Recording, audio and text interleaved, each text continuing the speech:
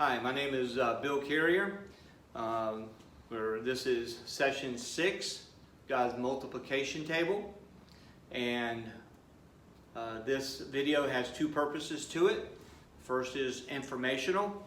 It's to relay the idea of disciple making world impact. But the second reason behind these videos is to help the person who's preparing to teach these ideas, and they need to prepare these lessons and they're not sure how to say them or how to use the whiteboard. So if someone is unsure, then they can repeat what is said and draw exactly what's on the whiteboard. So that's the two purposes behind it. So with that being said, let's go back and review what we've already covered so far in these sessions. The first one is we call vision, or how vital is vision, and the main theme behind that is seeing things from God's point of view. If we do not see things from God's point of view, we cannot see what God sees, we cannot understand what He understands, we cannot duplicate what He did. Therefore, vision is all important. And vision, as we said before, vision is as important as your physical vision. If without it, you're sunk largely. So vision is seeing things from God's point of view. Second thing is the Great Commission. Second session we talked about our only marching orders, the mandate to make disciples of all nations.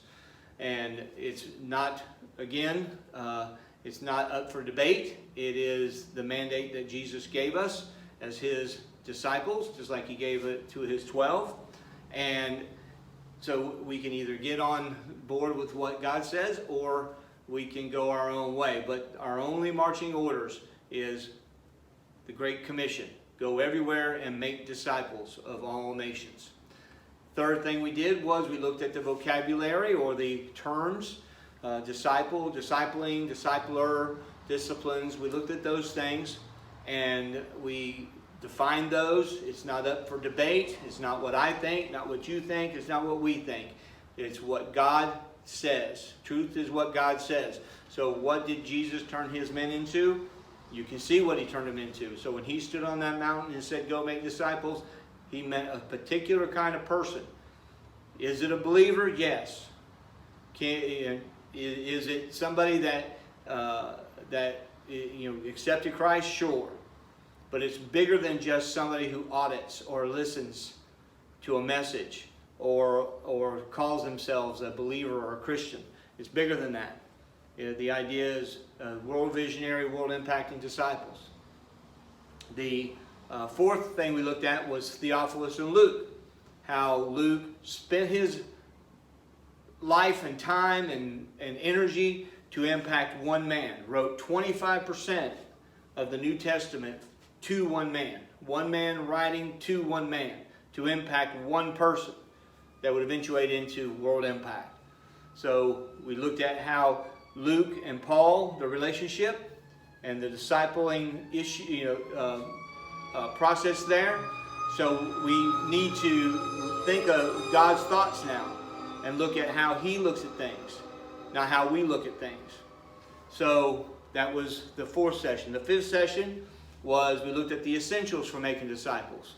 We talked about personal responsibility, painstaking research, precise resources, and persistent reproduction. We talked about the importance of personal responsibility, and we talked about how you are responsible. So it's important that we look at it squarely and understand it is our mandate, not anyone else's, but it's ours. Personal responsibility. So we looked at those essentials that you need to make disciples. So now we're going to move more into the idea, and we're going to look at God's multiplication table.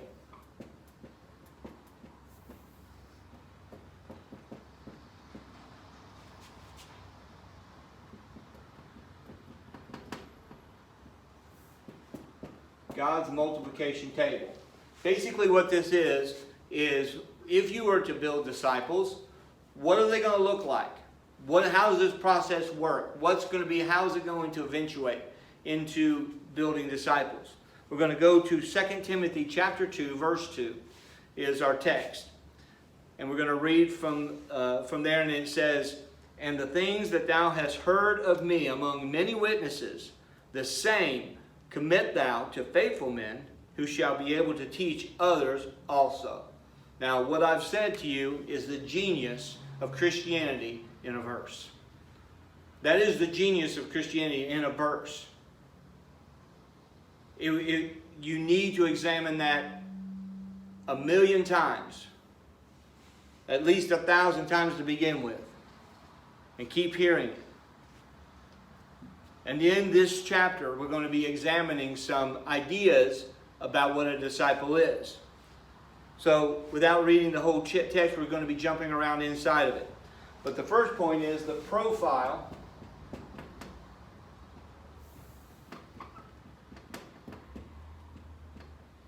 of a disciple. It's as if you took an orange and cut it in half, and it has all these sections. It makes up one piece of fruit, but it has sections. It's kind of like that idea.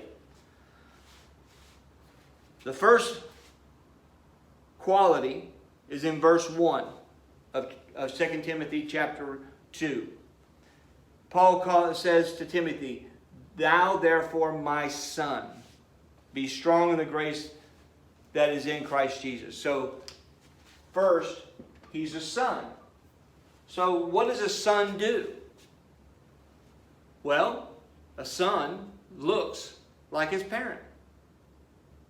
Now, even if he's adopted, they tend to look like their parent. They begin to act like their parent. He's a son. Now, I can't say anything more clearer than a lot of the disciple-making ideas and qualities have to do with parent and child. It's very similar. You're constantly teaching. You're constantly influencing. And they will be like you.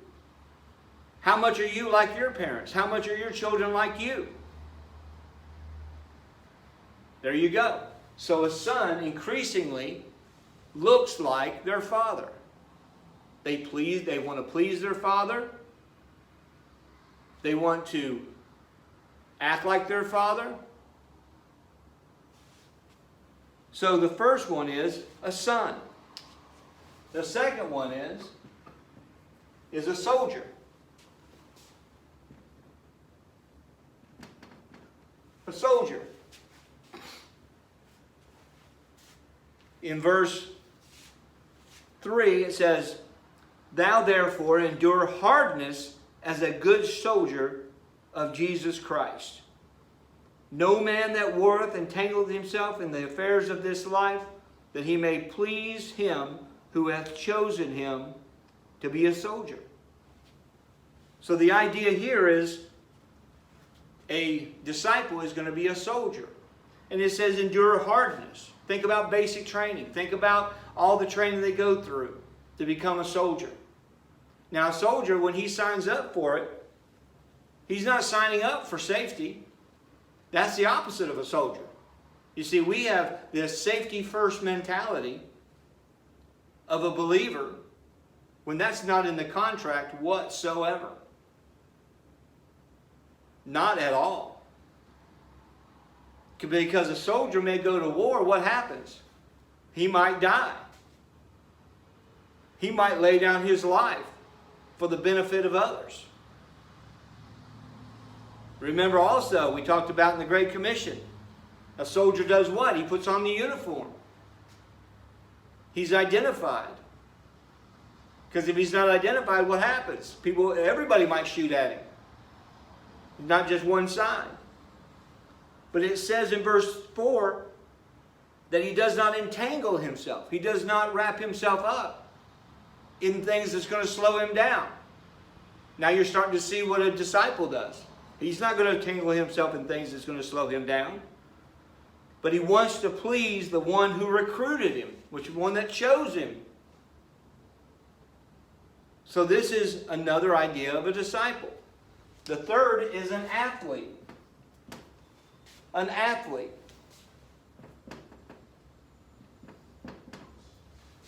Now it says, if, verse 5, if any man also strive for masteries, or to be an athlete, yet he is not crowned except he strive lawfully or by the rules. And this word athlete or for masteries is actually the word describes a Olympic athlete. Are we getting a better picture now of what we're talking about? What does an Olympic athlete do? He trains hard for 4 years so that when he competes, he's at his top of his game, that he is the most skilled he can be to the best of his abilities. He is skilled, ready for competition. Where are the believers that will train according to that idea? That you will train, they're up how early in the morning? Running the track, in the pool, lifting weights, doing what it takes, eating right, doing what they have to do to be successful in the game. Well, I got to tell you, we're in a better game than ever they were in. This is the best game going. That we get to impact the world for Christ. Think about that. So an athlete. The fourth thing is, it says here in the King James, husbandman, but it really just means farmer. A farmer. It's verse 6. The husbandman, or the farmer, that laboreth, must be first partaker of the fruits. Consider what I say, and the Lord give thee understanding in all things. And then it goes on to talk about the seeds. So a farmer. So what does a farmer do? A farmer, now you might think being a farmer is easy. But being a farmer, you have to know soils. You got to know the crop, the plant, what you're planting, the needs of the seed. You have to know what helps it grow. You need to know what stops it from growing. How much to water, how much not to water. So a farmer never goes out into a field and plants his corn or plants his crops and goes out every night to dig it up to see if it's growing. Well, that's silly. But he understands if he puts seed in the right conditions, in the right place, then he's going to get a crop. And you've never met, in physically speaking, an optimistic farmer. It's always something wrong. And then they cry all the way to the bank. Now, does the farmer go out there and raw those seeds on and cheer those seeds on? No. His attitude has nothing to do with it. Hello? He understands the seed. He understands the soil. He plants the soil. He can be happy. He can be sad. He can be glad. It doesn't matter. That seed will do what it was programmed or meant to do. He can relax in the fact it's out of his hands once he plants the seed. But he has to know what he's doing. He has to know where he's going, what he's trying to grow. So a farmer. Next one is a workman. A workman. That's going to be in verse 15. It says, study to show thyself approved unto God, a workman that needeth not be ashamed, rightly dividing the word of truth. So we, as a disciple, as we build disciples, they need to be workers. They need to not be lazy. In this verse it says, you could be ashamed. How many people is going to stand before God and give an example of the people they built and be ashamed? And be ashamed. So we need to be workers. We need to know what we're doing. Think about when you hire an employee or when you're an employee being hired. What are they looking for? They're looking for skills. They're looking for knowledge. They're looking for faithfulness. They're looking for all kinds of qualities that makes a good worker. Nobody's going to Nobody pays anybody for laying down, taking a nap. Doesn't happen. They pay them for a job completed. See, we have the greatest employer there ever was, Jesus Christ. And He employed us to work. And not work out of our own flesh, but be at work at the job He has given us, which is, again, back to our mandate. Make disciples of all nations. Be a worker. The next thing is a vessel. A vessel. Verse 20. It says, but in a great house there are not only vessels of gold and of silver, but also of wood and of earth, and some to honor and some to dishonor. So he describes a vessel. Well, what's a vessel? A vessel is just an empty container. It's just something that's empty. Now, have you ever seen a vessel running around trying to get filled? No. A vessel is passive. It waits. Not that it has a personality, but if we give it a personality, it's not trying to tell you what to fill it up with. It's at the discretion of whoever's filling it. Now, believer, disciple, that's you. God wants to fill you and pour you out at His discretion. Not your discretion. Not my discretion. Not one of the way in the time frame I want. Not in the time frame you want. In the time that God says it's time. So He will fill you up and pour you out. So we're to be a vessel. Now, think about vessels. Think about a cup. What kind of a cup do you want to be? Something that somebody wants to drink out of? Or someone that nobody wants to drink out of? See, a vessel is to be ready and available and fit for use at any moment. Now, you're not going to clean yourself up. You're not going to do that on your own. So you can just put that flesh aside. But we need to be a vessel. And the last thing is a servant.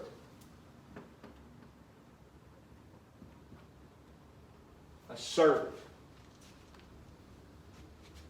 That would be in verse 24. And the servant of the Lord must not strive, but be gentle unto all men, apt to teach, patient, in meekness instructing those that oppose themselves. If God peradventure will give them repentance to the acknowledgement of the truth. Now think about that for a second. They are supposed to be a servant. Now that word there is the word for bondservant. A bondservant. Now what's a bondservant? A bondservant is someone who was freed from being a slave, but they didn't want to go. So they came back to their master and they joined themselves to that master freely, whether because of financial advantage or a relationship or whatever reason, they bound themselves back to that master.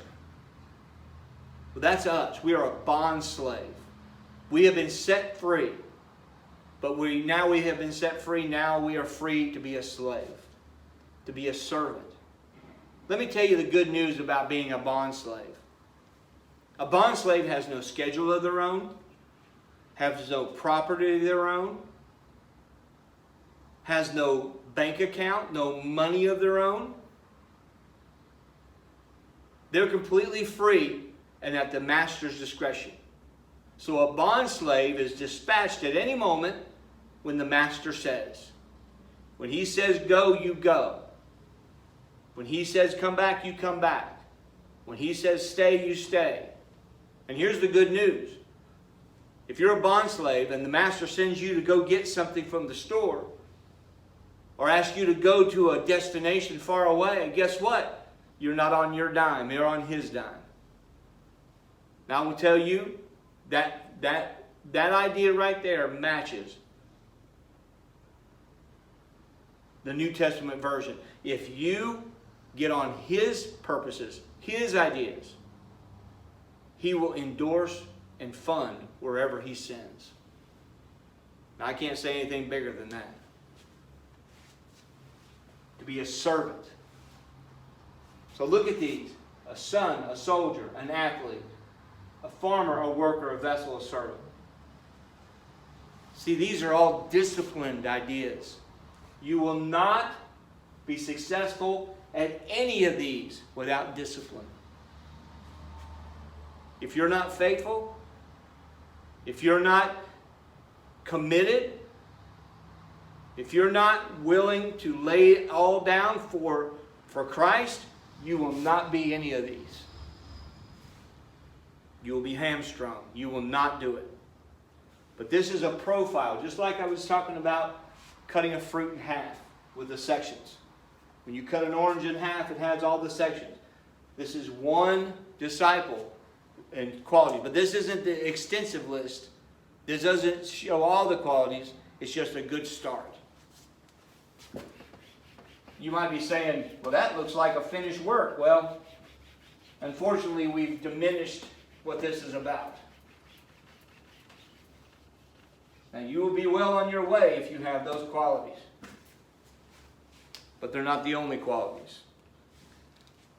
Number 2, the procedure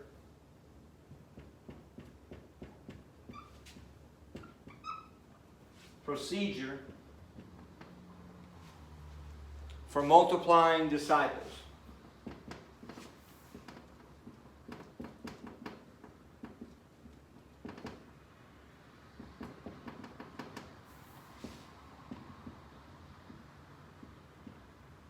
So how do you do this? How do you do this? What is the procedure for making disciples? How does this process reach a disciple? Well, it's in 2 Timothy 2:2. Remember I said, it's what there's all about, what everything's about in a short verse. It shows you everything. It says that it's Paul speaking to Timothy, and he says, the things that thou hast heard of me. So you've got Paul pouring in to Timothy. Now, there's an instruction here. He says, the same commit thou to faithful men.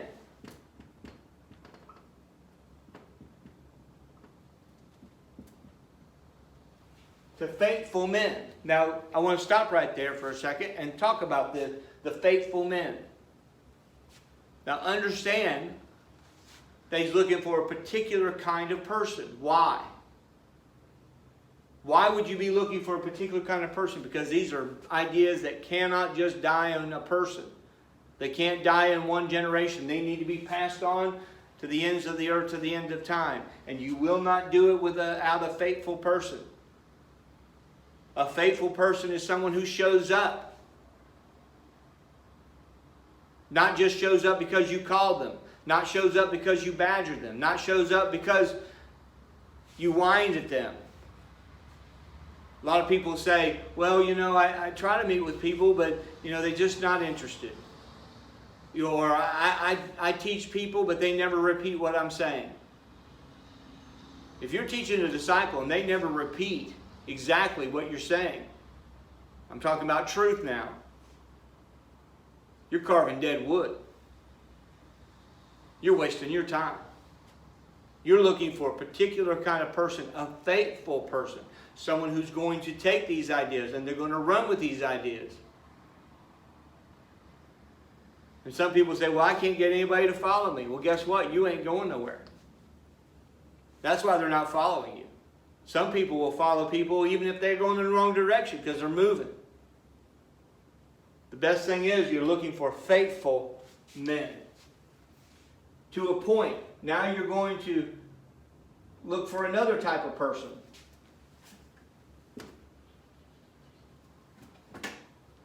Others also.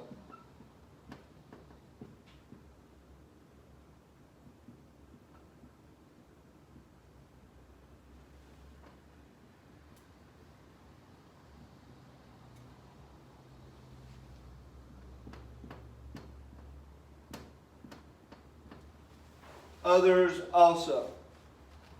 So now you're teaching these men to a point where they can teach someone else. Look at what's happening. It's beginning to funnel out. See, that's a New Testament Christian. That's a New Testament believer. Someone who invests in someone so much and to the point to where they can teach other people to do the same thing. See, 4 generations. 4 generations.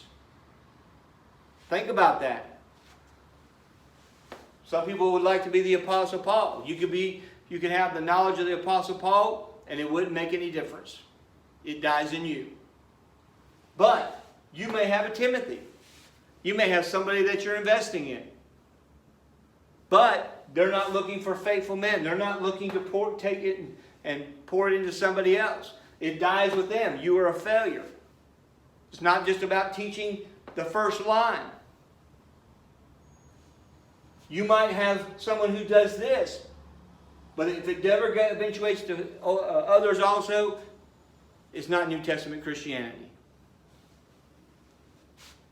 It's just not. It's not what Jesus said. See, we have to ensure the reproduction of this into the 4th generation at least. Think about that. Something else I want to draw your attention to on this chart. There's only 2 names here. Only 2 names. Paul doesn't even know who these people are. Your concentration, my concentration, is not to know who these... See, a lot of times we try to influence somebody and then take control over what they're doing. Because, they can't say it like we say it. Well, if they can't say it like we say it, you failed. We need to invest so that it doesn't even matter who these people are to us. It matters, but it doesn't matter. We don't have to know them. It's about the man standing in front of us. Paul to Timothy, to faithful men, and it's major emphasis. Major emphasis. Others also.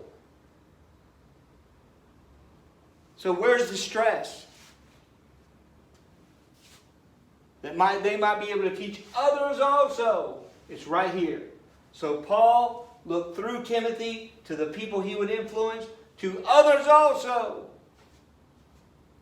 That's New Testament vision. That's God's vision, looking through the man. Paul to Timothy, God to Jesus.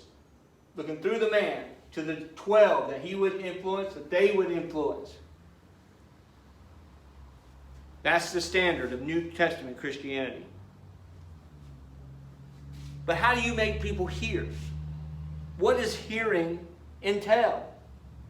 We get a clue from it in the next chapter.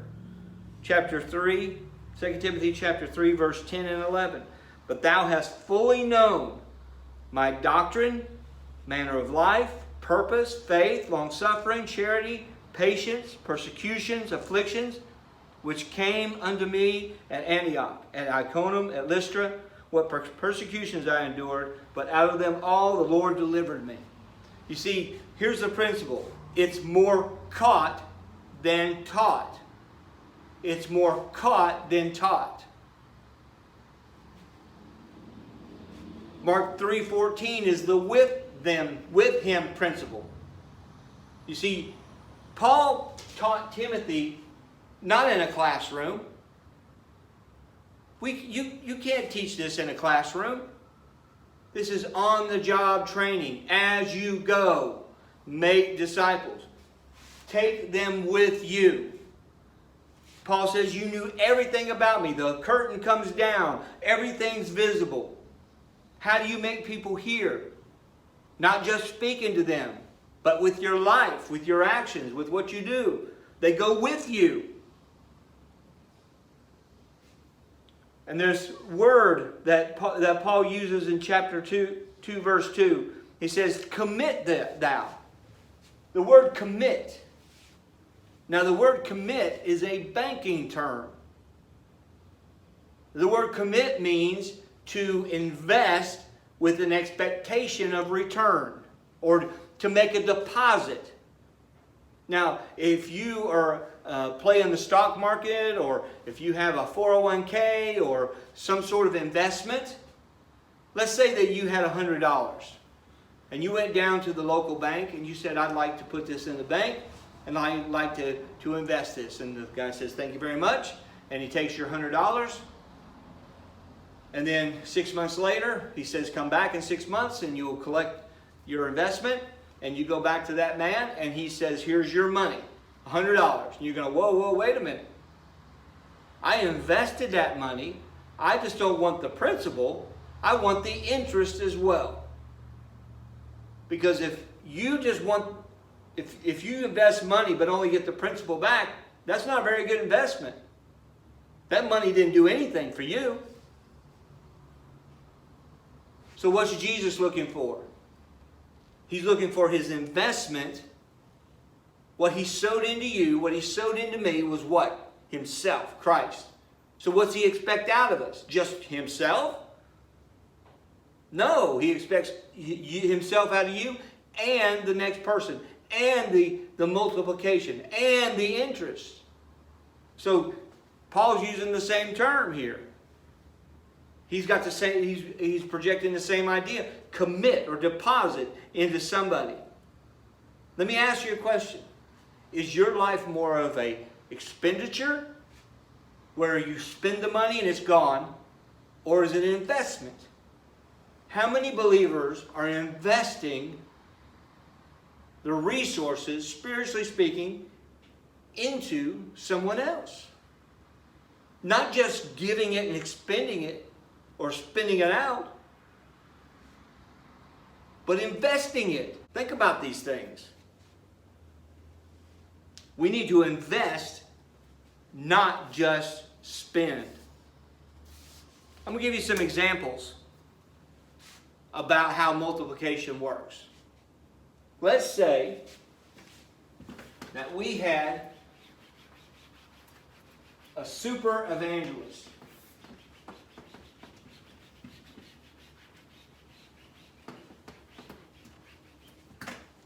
Let's say we had a super evangelist. And they were so dynamic that they could win 1,000 people to Christ a day. 1,000 people a day. And let's say that you froze the current population. I think right now, current population is 7.3 billion people. So, but you have a super evangelist.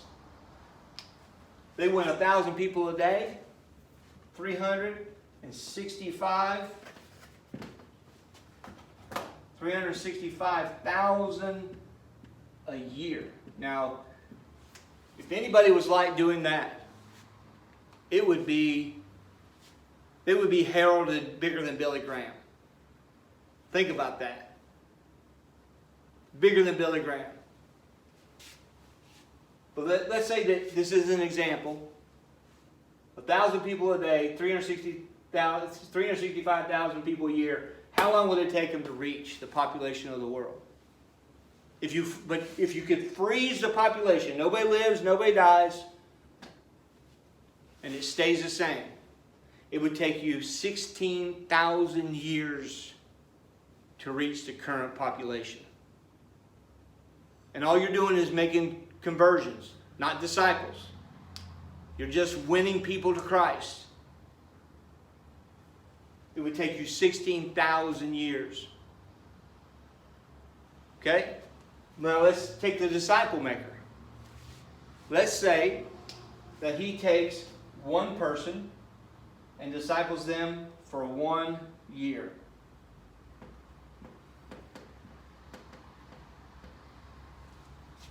And at the end of that year, you would have 2 people. So let's say that these 2 people did disciple 2 people. So at the end of the the second year, say 1 year, 2 year, you have 4 people. Then on the third year, you have 4 people. They disciple 4 people. You have 8 people.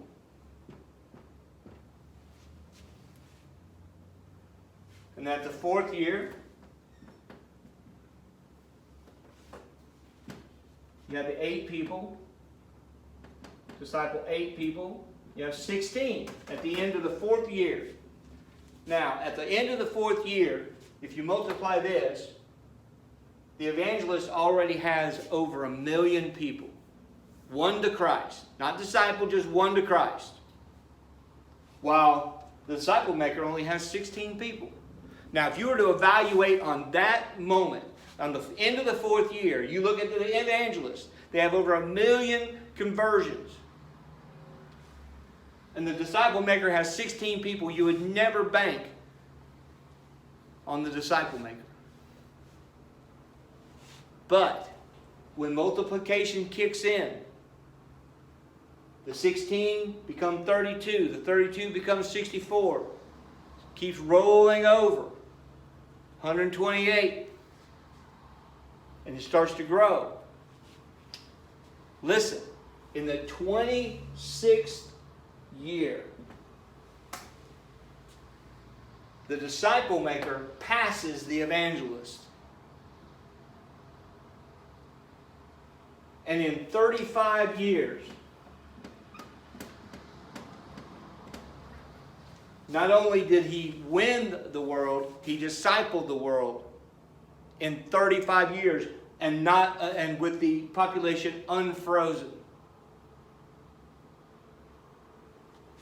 Now think about that. Because you can't stop the population. It's happening. It's moving. It's growing. So we need a strategy better than just winning people to Christ. We need to disciple according to Jesus' standard. And in 35 years, now this is a mathematical idea. You can't do it this way. It doesn't happen in that kind of, it's a fluid dynamic. But think about this. A lot of people, if you said you need to reach 7.3 billion people for Christ, that's too big. We can't do it. But if I told you, mathematically, all you have to do is disciple 35 people, that's doable. If you know what you're doing. That's what we need to do. We need to know what we're doing. Another example is a penny. Doubling of a penny. Which would you rather have? $1 million outright or a penny doubled every day for 30 days? And if you don't understand math by now, you know it's rigged. You better take the penny. If you took $1 million outright, you would be giving up $10 million. Because if you double a penny every day for 30 days, on the last day it lops over to over $10 million. That's insane. That's insane. So it's multiplication. It's the way that we populated the earth. It's the way we're going to reach the earth. It won't be done by programs. It won't be done by institutions. It won't be done through some sort of new gadget or technology. It's going to be done by people, to people, through people. So how do you get a vision? How do you get the vision of world impact and disciple making over to an individual? How do you get these ideas over to a person?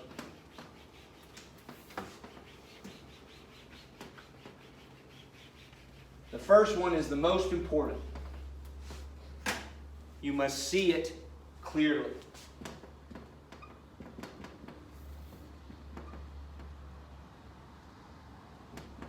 Must see it clearly.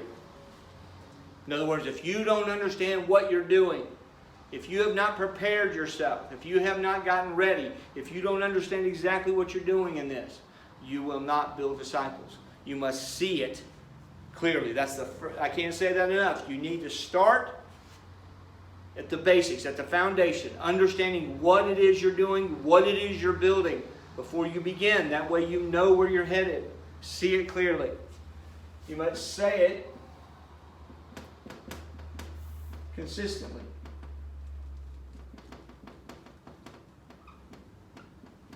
Say it consistently.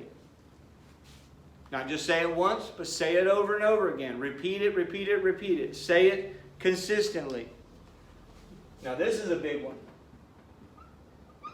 Show it continually. Show it continually. See, this is not something you can just say. This is something you've got to do. This is something you have to show. Nothing speaks like evidence. Nothing speaks like evidence. We like to say things, but we don't show them. This is a big one. Share it compassionately. Share it compassionately. There's one thing that I neglected to do early on in this process is be compassionate. I had the truth and I was going to run over everybody. And I did. But let me tell you what, you have to have compassion. You know why? Because at one time, you didn't see it either. At one time, you didn't know it either. At one time, you weren't doing it either. And what does it take? Truth is what God says. How do we have vision? Proper information plus spiritual illumination. In other words, if the Holy Spirit does not light the lamp, if He does not show you what you've done or where you need to go, you cannot see it. So it's about a spiritual awakening. And the most, well, not most important, but something we need to be highly aware of. We need to safeguard it. Safeguard it carefully.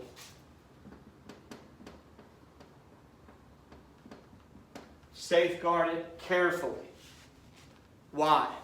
Because the enemy wants to stop the multiplication. He doesn't care if you understand these things. He doesn't care if you know these things. He doesn't care if you even like these things or are passionate about these things. But if he can put in a little bit of, well, you don't have to do it quite like that. It doesn't need to go exactly like Jesus. It doesn't have to go as far as they went. You know, that's too much for you. So it begins to pick apart at the foundation of it and diminishes the multiplication of it, or alleviates you of what you think is your responsibility. So you have to safeguard it carefully. So see it clearly, say it consistently, show it continually, share it compassionately, and safeguard it carefully. Because what's at stake? What's at stake? Oh, nothing. Just the world. Just every last person on the planet. Just every believer languishing, wishing they understood what it was that God wanted from them. The gratification of every believer knowing that they followed the mandate. That's all. See, you don't have you can't have the millions of dollars without the first penny. It starts with one. You can't have the world population disciple without the first disciple. It starts with the one. Luke understood that. Paul understood that. Jesus understood that. I understand that. It starts with the one. He was smart enough to start small, not dumb enough to start big. So will you get in on God's multiplication table?